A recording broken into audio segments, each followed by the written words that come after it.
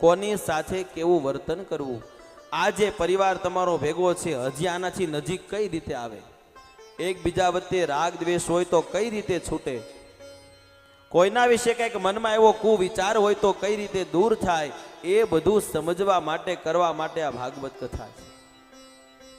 અને અમારો તો એક એવો ધ્યેય હોય છે કે 7 દિવસ આવા પરિવારોમાં કથા કરીએ ને તો કદાચ કોઈને ભાઈની સાથે ખટરાગ હોય, કોઈને કાકા ભત્રીજા ભાઈ ભાડું માતા પિતા ભાઈ બહેન વચ્ચે કઈ નાનો મોટો ખટરાગ હોય ને તો આવા બધા કાર્યોથી દૂર થઈ જાય, બધા એક મળીને ભેગા થઈ જાય અને આવા સત્કર્મો કરતા રહે। આનાથી મોટો મોક્ષ ક્યાંય હોય નહીં।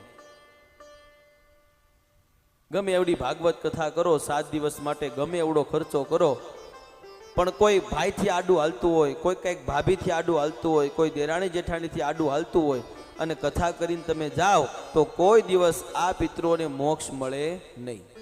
અમારો એક પર્સનલ મત છે। માટે કદાચ કોઈને નાનો મોટો, મેં તમને કીધું એમ 7 દિવસ આપણે પૂરા કરવા ક્યાં જવું, આજથી જ તમને સંકલ્પ કરાવું કે કદાચ કોઈને મનમાં નાનો મોટો ખટરાગ હોય, પરિવાર છે